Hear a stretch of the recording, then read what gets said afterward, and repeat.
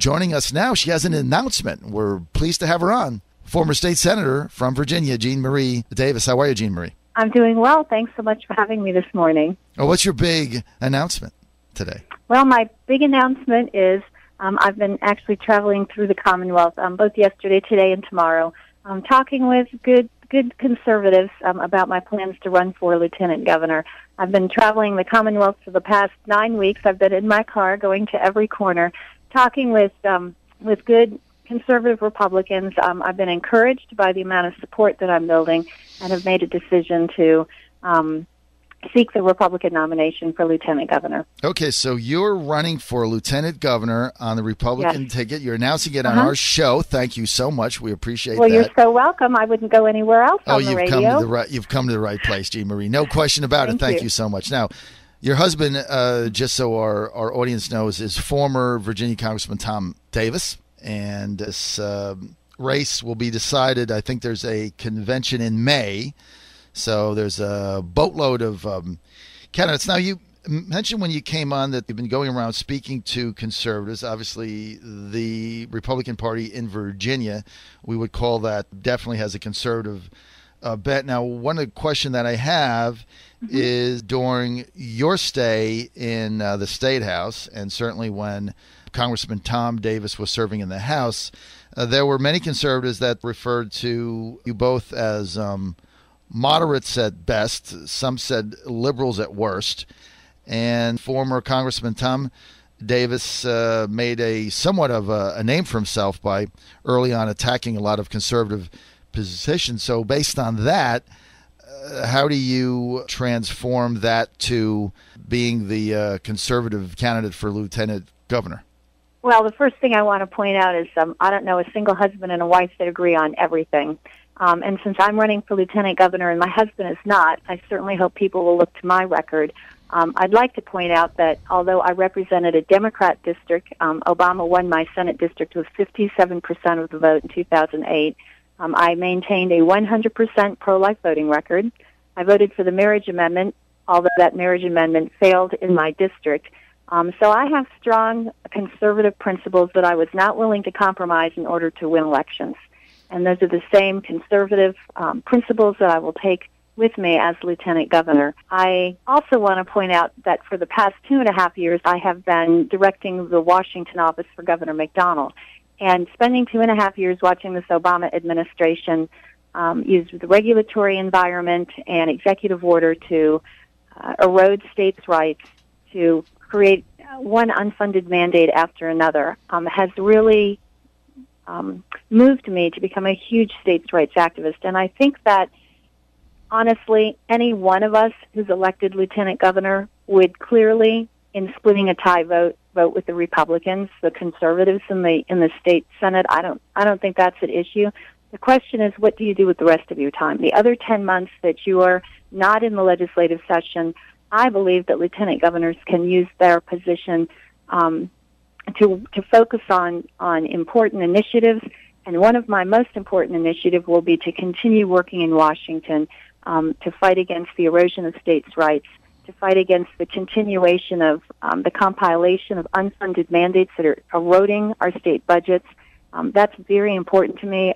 I have a good foothold in Washington from the last 2.5 years that I have spent working on the Hill, and that's one of several initiatives that I would like to spearhead, but I think that's very important. We have got to use every conservative resource we have that understands how Washington works to be up there fighting for states' rights, to fight for, as I used to say to my friends in Congress, if you think this is such a good idea, why don't you pay for it?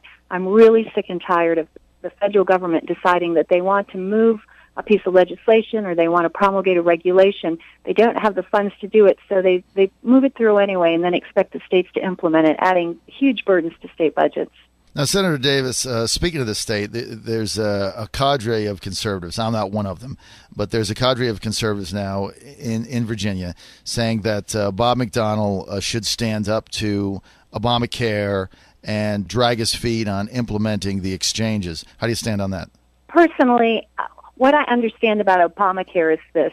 if states do not agree to move forward with creating exchanges in their states, then the federal government will do it instead.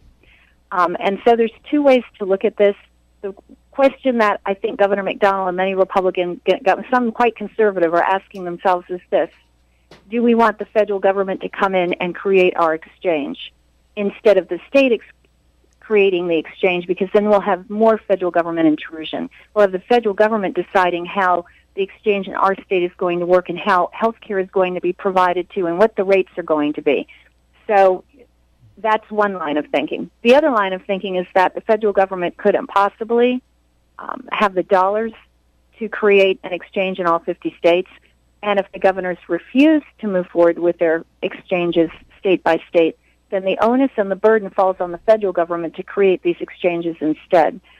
So the question that you have to ask yourself is, do we take the risk of not doing it with multiple governors, thereby putting the federal government in a position where they've got to come up with the dollars to create and maintain these exchanges?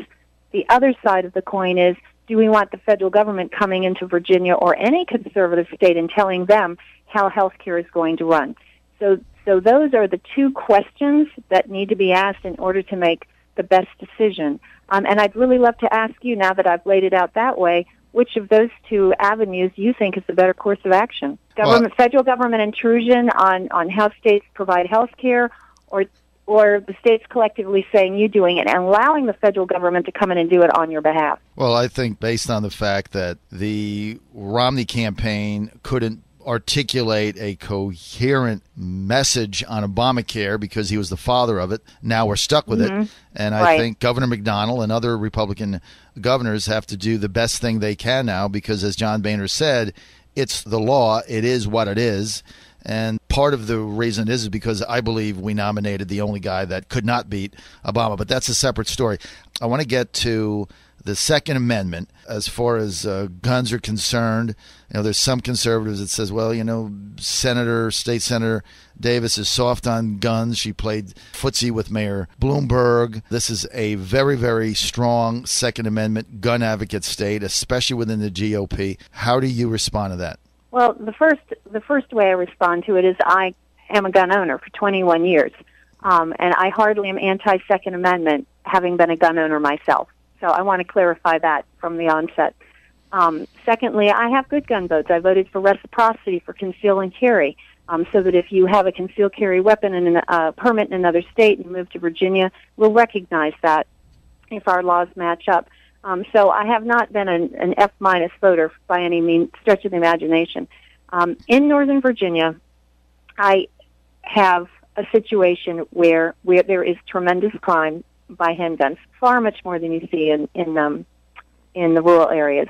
Right. And where I am on this is this: we have a statute that determines, the legislature has determined, and many conservatives have voted for this, that those who are convicted felons and those with certain mental health a certain mental health background are forbidden from owning a handgun, from purchasing a handgun or owning one. And the issue that has been on the forefront for me is that we be sure that no individual is allowed to buy a handgun without having a background check. That's it. I think that it's very important that we be sure that those that are buying handguns are not ineligible due to the limitations in the statute. And that is really my only issue, and I think that's reasonable. When I talk with gun owners around the Commonwealth, because the issue has been raised to me, very rarely do I have someone disagree with that. What I think is a common sense approach. Make sure those who by statute are not allowed to own a handgun are allowed to buy a handgun. And a background check takes just a few minutes, but I think it's worth those few minutes. In the 2012 session, Republican state senators kind of implemented what we call the probing debacle for those wanting to get an abortion. How do you stand on that? Well, I'm pro-life, but I think we also have to take a look at privacy. Privacy is an important issue in every single determination that you make.